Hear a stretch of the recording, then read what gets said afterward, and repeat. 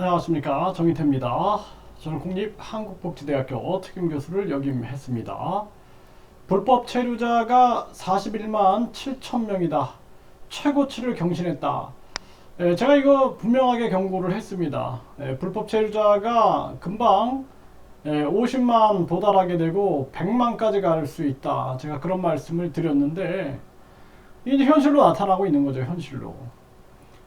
제가 그냥 헛소리를 하는 게 아니라 해외 체험을 하면서 느끼는 거예요. 네, 그래서 국내 상황과 해외 상황을 다 비교해 보게 되면은 이러한 것을 금방 알 수가 있게 되는 것입니다. 그래서 지금 불법 체류자가 41만 7천 명 최고치를 경신했다. 연합뉴스에서 보도하고 있어요. 네, 이러한 정황이고요. 계속 늘어나고 있는 거죠. 41만 7천 명으로 아주 급격하게 지금 늘어나고 있는 그러한 정황이죠. 네, 불법 체류자 41만 7천 명, 3월 이어 연속 최고치를 경신하고 있다. 중앙일보에서도 보도하고 있는 이러한 상황입니다. 네, 그래서 이 불법 체류자들이 계속 늘어나고 있는데 여기 보면은 인하인 비자, 그러니까 비전문 취업 비자, 네, 이 비전문 취업 비자, 그러니까 뭐 제조업이라든지 농업, 업 이런 분야죠. 네, 이러한 사람들이 이제 1147명이 가장 많았다라는 거예요. 그래서 3개월여 연속 최고치를 경신하고 있는데 여기 가장 많이 지금 늘어나고 있고, 또 유학 비자, 네, 그래서 전공 유학, D2라 그럽니다. 전공 유학. 그래서 우리나라의 전공학과에 입학하는 사람들, 여기서도 또 이제 33명이 발생되고, 일반 연수, 그러니까 D4, 그래서 뭐 어학 연수를 받으러 왔다든지 또는 기술 연수를 받으러 왔다든지 이런 사람들이 또 334명. 네, 그래서 유학생 관련 입국자가 367명으로 두 번째로 많았다는 것입니다. 심각한 문제죠. 그래서 국내 체류 외국인은 235만 명으로 235만 명, 네, 235만 4,083명으로 전월 대비 네, 1만 7,487명이 늘어났다는 거죠. 이게 이제 235만, 금방 250만, 또 300만으로 돌파될 거고, 또 이분들이 이제 국적을 취득하게 되면 한국인이 되는 거예요. 네, 그래서 국내 체류 외국인들이 국적을 취득하면 한국인이 되는 거고, 또 국적을 취득한 외국인들이 가족들을 또 이렇게 초청을 하게 되죠. 또 현재 이렇게 외국인들이 가족들을 초청하게 되면은 외국인 숫자는 계속 늘어나게 되는 거예요. 근데 문제는 우리나라가 이제 자체 저출산 문제를 해결하지 못하고 이렇게 외국인들 유입이 계속 늘어나게 되는데, 이렇게 불법 체류자들이 많이 급증하게 되면서 외국인 범죄가 비상이 되는 겁니다. 그래서 외국인 범죄 비상이 열리고 있다, 이런 얘기가 나오고 있는 거고, 불법 체류자 성범죄의 폭행 절도, 다시 외국인 범죄에 긴장하고 있다. 네, 이렇게 이러한 문제들이 이제 심각하게 나오고 있는데, 특히나 더 큰 문제는 한국에는 외국인 투표권이 있어요. 그래서 앞으로 이것이 정치적인 문제로 계속 문제화될 수 있다라는 것입니다. 그래서 이 외국인이 필요하다 그러면은 이게 참 딜레마에 빠지는 겁니다. 네, 딜레마에 빠지는 거고, 가장 중요한 측면들이 이 해외에서 한국어 교육이 활성화되는 것이 굉장히 중요해요. 네, 한국어 교육이 활성화되고 한국어 교육을 통해서 또 철저한 검증이 이루어져야 됩니다. 그리고 이 한국어 실력과 더불어서 이 서류가 너무 복잡하면 안 돼요. 너무 복잡하면은 그 뭐 서류가 이제 위조되는 경우도 많이 있고, 그리고 중요한 문제는 그 복잡한 서류 때문에 중간에 이 브로커들이 개입해 가지고 또 많은 돈들을 갈취해 가서 그것이 또 문제화되는 그러한 경우가 되게 많습니다. 그래서 차라리 뭐 그런 뭐 인력 송출 기관들을 투명화시키는 거, 양성화시키고 투명화시켜가지고 합리적인 가격, 당연히 뭐 서류를 번역한다든지 한국어 교육을 시킨다든지 또는 기숙사에서 활동한다든지 뭐 이런 걸 통해서 비용이 들어가는 거를 투명하고 합리적으로 해야 된다.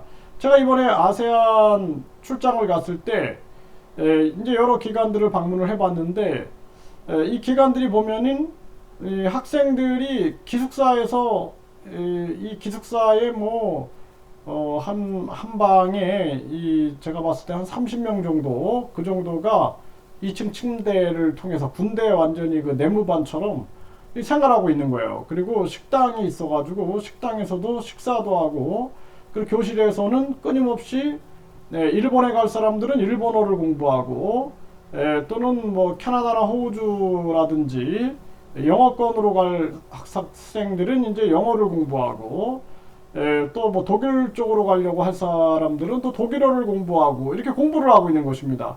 그래서 이제 그 사람들이 나중에 뭐 독일에서도 뭐 회사에서 직접 와서 채용을 해간다든지 또는 유학을 갈 학생들은 대학에서 와서 직접 학생들을 면접 보고 선발해 간다든지 이러한 시스템을 갖추고 있는 거죠. 그래서 철저한 투명화, 양성화를 시키는 것이 굉장히 중요하고 그리고 이 한국이 사실 최저임금이 없다 보니까 한국으로 가려고 하는 사람들이 많이 있습니다.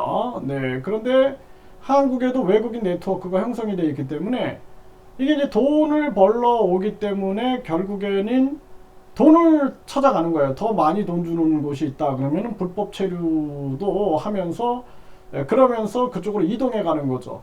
그래서 우리나라 뭐 외국인 근로자들부터 시작해 가지고 또 외국인 계절 근로자들 또 유학생들 또 결혼 이주한 그러한 분들 이 불법 체류로 이어지는 경우가 되게 많다라는 것입니다. 그래서 이러한 철저한 국내 상황과 국외 상황을 철저하게 검증해서 우리가 시스템을 점검해 나가는 것이 굉장히 중요하고 한국도 해외에 나가보면은 이미 다 그렇게 형성이 돼 있어요. 네, 뭐 아세안 지역에 가보면은 시골까지도 영어 교실, 일본어 교실, 또 뭐 대만으로 갈 사람들은 또 그 중국어 교실 이런 교실들이 만들어져 있습니다. 네, 거기서 적합하게 이제 또 자기 갈 분야들로 가는 그러한 사람들이 있는데 이 한국어 교실들이 이제 활성화될 그럴 필요가 있고 고생을 해야죠, 고생을. 네, 직접 해외 나가서 제가 보니까 일본 기업에서 와서 일본 기업 사장들이 직접 와가지고 면접을 하더라고요. 네, 면접을 해가지고 적합한 사람들을 일본으로 데려가고 있는 거예요. 네, 또 뭐 캐나다에서 와서 직접 영어로 막 면접을 해가지고 자기네 회사에 뭐 농장에 적합한 사람들을 채용해 갑니다. 한국도 그렇게 해야 된다라는 거예요. 앉아서 그냥 열매만 따먹는 일은 없어야 되고 직접 해야 되고 또 한국 이 대학들도 유학생들을 유치할 때 전국을 다니면서 저도 이번에 아세안 지역 가보니까 막 기온이 50도로 올라가서 너무 힘들었거든요, 사실. 그래서 뭐 저도 아주 뭐 거의 몸이 그냥 망가졌어요. 네, 50도를 견디기가 쉽지 않았던 것 같아요, 몸이. 거기다가 이제 음식들이 이 부패가 될 수 있겠죠. 그러다 보니까 위장염이 걸려가지고 아주 고생을 했습니다. 네, 아주 고생을 많이 하게 되고 그런 고생 속에서 이제 배우는 거죠, 배우는 거. 그래서 저도 아세안 지역 가면은 뭐 자전거를 타고 다니면서 또 직접 걸어 다니면서 세밀하게 보고 어떻게 움직이고 있는가 또 그쪽의 산업 현장이나 농업 현장 이런 것들을 보면서 많은 것을 느끼게 되는데 그런 철저한 고생을 통해서 대비해야 한다라는 생각이 들고요. 이미 이 한국 같은 경우에는 이 불법 체류자 문제가 굉장히 심각합니다. 네, 41만 7천 명이다. 최고치 경신하고 있는데 과연 이게 계속 늘어나게 되고 이제 사회 문제로 계속 빚어지게 되고 불법 체류자가 한국에서 늘어나게 되면 그 나라에서도 대응해요, 대응. 예를 들어서 아세안 지역에서도 자기 나라 불법 체류자들이 추방당했다 그러면은 네, 이제 해외에 있는 한국인들, 한국 교민들을 심지어는 막 집에까지 들어와 가지고 비자 검사해 가지고 문제점 있다 그러면은 추방하고 막 이게 이제 보복 행정을 하는 경우가 많이 있습니다. 이렇게 같이 일어나는 거죠.